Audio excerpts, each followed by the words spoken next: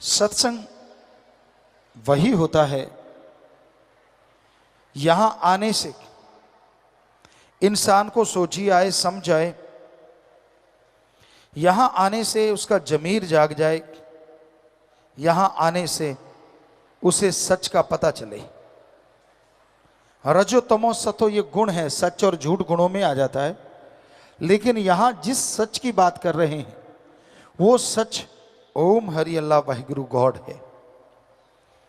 वो एक ऐसा सच जो जान ले, जो उसे मान ले,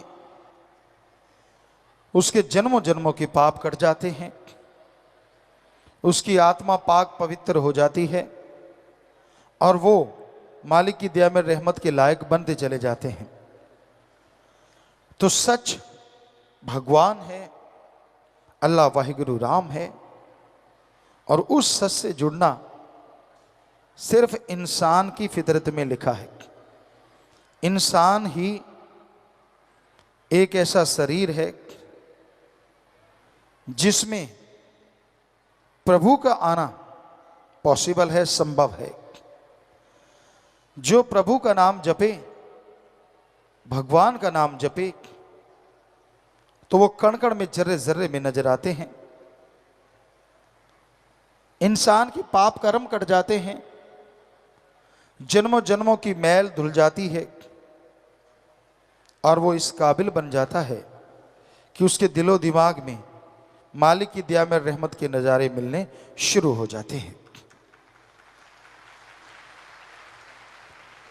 कितना भी इंसान ज्ञानवान बन जाए, कितना भी छोटा या बड़ा बन जाए, जब तक वो खुद पवित्र नहीं होता वो खोखला है। ज्ञान अच्छा है पर उस पर चला जाए तभी ज्ञान का मूल्य पड़ता है। हम ये नहीं कहते कि ज्ञान रखना कोई गलत, जितना ज्यादा ज्ञान हो उतना ही अच्छा, पर जितना ज्यादा उस ज्ञान के ऊपर चला जाए वो सबसे अच्छा। कर्म जोगी और ज्ञान जोगी जब तक इंसान नहीं बनता वो खोखला रहता है। सिर्फ कर्म करना जानते हो, किसी पशु की गर्दन मरोड़ दी, किसी पक्षी को मार दिया, ये भी कर्म है। लेकिन ज्ञान नहीं है तो ये पाप कर्म हो गए। किसी के हाथ से निवाड़ा छीन लिया, किसी को तड़पाया, किसी को दुखी किया, हर टाइम किसी को तंग करते रहे, ये भी कर्म है, लेकिन ये पाप कर्म है। इसलिए कर्म योगी के साथ साथ ज्ञान योगी होना अति आवश्यक है। जब तक इंसान ज्ञान योगी नहीं बनता तब तक मालिक की कृपा पात्र नहीं बना जा सकता। तो अगर आप कर्म योगी और ज्ञान योगी बनेंगे तभी मालिक की दया में रहमत के लायक बन पाएंगे, तभी उसकी खुशियां आपको हासिल होंगी। और सत्संग एक ऐसी जगह है यहां ज्ञान जोगी और कर्म जोगी बनाया जाता है, सिखाया जाता है। जिस तरह स्कूल कॉलेज हैं उनमें दुनियावी पढ़ाई करवाई जाती है, दुनियावी शिक्षा दी जाती है, यह सिखाया जाता है कि आप दुनिया में उस्ताद कैसे बन सकते हैं। यह सिखाया जाता है कि आप दुनिया में सर्वश्रेष्ठ कैसे हो सकते हैं। उसी तरह सत्संग में इंसानियत का पाठ पढ़ाया जाता है, प्रभु से मिलने का सच्चा राह दिखाया जाता है। आप सोचते होंगे सभी रास्ते जो धर्मों में हैं वो प्रभु से ही मिलाते हैं, कोई शक नहीं, सच। पर क्या आप जानते हैं इस कलयुग में राम नाम बिजनेस बन गया है। हम नॉन मेडिकल के स्टूडेंट रहे, जितना पढ़े कम पढ़ पाए, लेकिन जितना पढ़े साइंस में बहुत रुचि थी। नॉन मेडिकल के स्टूडेंट थे, गुरुजी ने बुलाया, उनकी रजा, उनका रहमत, घर में भी धर्म थे, पवित्र गीता, श्री गुरु नानक देव जी की जन्म साखी, सुंदर गुटका और भी शायद रामायण, ये ग्रंथ घर में थे, पढ़ा करते थे। गुरु जी ने बोला कि सभी धर्मों को पढ़ो, और हमने उसी वैज्ञानिक दृष्टिकोण से सभी धर्मों को पढ़ा। सभी धर्मों में ये तो लिखा है ओम हरि अल्लाह वाहिगुरु गॉड देता है, पर यह नहीं लिखा कि वो लेता है। अब हम सच्ची बात कहते हैं तो सबको कड़वी लगती है, सब हमसे नाराज हो जाते हैं। उसका नजारा आपने MSG में देखा ही है, फिल्म में। क्या था उसमें ऐसा? कोई माई का लाल साबित करके दिखाए कि इस धर्म के खिलाफ ये बोला, उस धर्म के खिलाफ वो बोला। और जिनको अच्छी नहीं लगती, जो नहीं उसको देखना चाहते, तो एक ही वजह हो सकती है, वो बुराई की दुकान खोले बैठे हैं अपने घरों में। हमने तो उस फिल्म में नशा छुड़वाया है, बताइए क्या गलत किया? लोगों को कसमें दिलाई, जैसे रूहानी जाम पिलाया कि राम नाम जपो रो कट जाएंगे, भगवान का नाम जपो, कसम दिला रहे हैं आपको। तो क्या भगवान का नाम जपवाना और बुराइयां कसम दिला के छुड़वाना किसी के धर्म को ठेस पहुंचाना है? सोचिए। फिर क्यों तिल मिलाते हैं लोग? क्योंकि सच सहन नहीं होता। सच यही है, ओम हरि अल्लाह वाहिगुरु गॉड खुदा रब दाता था, दाता है और दाता ही रहेगा। वो मंगता नहीं हो सकता। और यह भी सच है, वो देता था, देता है और देता ही रहेगा। मांगने का कायदा आना चाहिए। ऐसे नहीं होता कि आपने इच्छा करी और वो पूरी हो गई, नहीं। क्या आप इच्छा करें, 5-7 साल का बच्चा कोई इच्छा कर ले कि मुझे PhD की डिग्री मिल जाए, तो मिल जाएगी? कितना भी भ्रष्ट युग है, 7 साल के बच्चे को PhD की डिग्री नहीं मिल सकती। हाँ, बड़े वाला तो कहीं भी कुर्सी के नीचे से दाएं से डाल के ले सकता है, लेकिन 7 साल के बच्चे को कौन देगा? नहीं हो सकता। वैसे तो कलयुग है, कुछ भी हो सकता है, लेकिन अगर वैसे कायदे से देखा है, डॉक्टरेट की डिग्री, मास्टर डिग्री ऐसे नहीं हासिल होती, उसके लिए जिंदगी के 20-25 साल लगाने पड़ते हैं। तो जरा सोचिए, ये किताबें तो सामने हैं। वो अल्लाह, वो वाहिगुरु, वो राम, वो गॉड जो दिखता नहीं, क्या उसके लिए 16 साल नहीं, 20 साल नहीं, 5 साल नहीं, क्या 2-4 महीने लगातार नहीं लगाने चाहिए उसका रिसर्च करने के लिए? लगाने चाहिए। अगर कोई लगा दे तो यकीनन मालिक के नज़ारे मिलेंगे और उसका रास्ता 100% नजर आएगा। पर 2 महीने होते हैं। आप घंटा सुबह घंटा शाम भक्ति करी और पूछते हैं भक्ति करी, कहते हाँ आज एक दिन भक्ति करी। एक दिन थोड़े ही ना, 2 घंटे। घंटा सुबह शाम अगर 2 महीने करोगे तो हमारे ख्याल से 5 दिन और रात बनेंगे। 2 महीने तो बहुत दूर जाके बनेंगे। कैलकुलेट करो, टाइम है। तो ये जरूरी है कि आप सही समय के अनुसार भक्ति करें, फिर उसके नज़ारे ना मिले तो कहें कि हमारे धर्म झूठे। धर्म नहीं कहते कि पैसा देने से भगवान दिख जाएंगे। धर्म नहीं कहते कि कपड़ा चढ़ाने से भगवान दिखेंगे। धर्म नहीं कहते कि धूप में तड़फने से, पाखंडवाद करने से भगवान दिखेंगे। सवाल ही पैदा नहीं होता। धर्म हमारे सारे कहते हैं भगवान का गुरु मंत्र, कलमा, मेथड ऑफ मेडिटेशन, वो एक तरीका है। बाय नेम उस गॉड को पुकारो तो वो गॉड जरूर मिलेगा, जरूर आएगा। एक छोटा सा बच्चा, हम सब आए हैं इस उम्र से गुजर के, जब उसे भूख लगती है, हमारी संस्कृति की बात करते हैं, अभी भी मरी नहीं है, जैसे उसे भूख लगती है वो रोता है तो मां कैसे दौड़ी चली आती है। क्यों? बच्चा रोया है, या तो भूख लगी है, या उसका कुछ दुख रहा है, तकलीफ है, बाथरूम ना कर दिया हो, गिल्ला ना हो गया हो, मां आती है ना दौड़ के। अब जरा सोचिए, थोड़ा सा रोने से एक मां दौड़ के चली आती है तो जिस भगवान ने मां को बनाया है, अगर कोई भगवान के लिए रोएगा तो क्या भगवान दौड़ा चला नहीं आएगा? सोचिए। पर उसके लिए तो कोई रोता ही नहीं। उसके दर पे तब सिर झुकाता है जब 10 लाख का करोड़ मांगता है। उसके आके दर पे तब सर झुकाता है जब पेपरों का टाइम आता है। भगवान रात को पेपर दिखा जाना, सुबह करके आऊंगा, तेरा क्या जाता है, मेरी मेरिट आ जाएगी। उसको तब याद किया जाता है जब बच्चा बीमार हो जाए और डॉक्टर कह दें ये लाइलाज है। उसको तो तब याद करते हैं जब किसी मुसीबत में घिर जाओ। उसको तब याद किया जाता है जब मौत सामने नजर आए।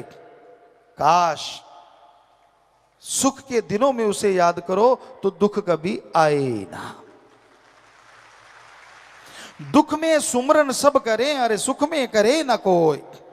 और जो सुख में सुमरन करें तो दुख काहे को होए। और ये 100% सच है। आपका जाता क्या है? आधुनिक युग में आप प्रवेश कर चुके हैं, बड़े आधुनिक हैं आप, मानी बात। क्या आपने खाने की जगह कुछ सोना खाने लगे हो, रोटी छोड़ दी हो? क्या पता नए युग में आप डायमंड खा के गुजारा कर रहे हो। ऐसा है कोई? नहीं। वही गेहूं की रोटी, वही सब्जियां, वही पनीर, वही दूध, सब कुछ वैसे का वैसा। ठीक है आधुनिक युग है, लेकिन आवश्यक चीजें तो वैसी ही हैं। आप वही चीजें लेते हैं, वही चीजें खाते हैं, वैसा कपड़ा पहनते हैं। तो उसमें अगर एक चीज और ऐड की जाए और वो है प्रभु का नाम, कि आप घंटा सुबह शाम 10 घंटे, 24 में से फिर भी 22 घंटे आपके, चलो घंटा छोड़िए, 15 मिनट सुबह शाम, आधा घंटा, 11.5 घंटे आपके, आधा घंटा, वो भी 15-15 मिनट सुबह, 15 मिनट शाम को प्रभु को दे देंगे। करके तो देख लो। फकीर झूठ क्यों बोलेंगे? या तो हम कहें 15 मिनट तो लगाना, पहले 100 रुपया हमें दे के जाना, फिर तो आपको लगे यार गुरुजी पैसा लेने के लिए कह रहे हैं। हम तो नहीं कह रहे ऐसा, यहां तो कोई चढ़ावा नहीं चढ़ता, क्योंकि जब भगवान नहीं लेता तो फकीर क्यों ले? हमारे भी हाथ पांव हैं फकीर के भी। आप खेती बाड़ी करते हैं तो हम भी खेती बाड़ी के साइंटिस्ट हैं। एक ही एकड़ में 13 अलग अलग तरह की सब्जियां पैदा की भगवान की कृपा से। रीयूज वाटर सिस्टम तक हमने शुरू किया, और भी बहुत सारी चीजें कर रहे हैं समाज के भले के लिए। तो कर्म योगी बनना जरूरी है।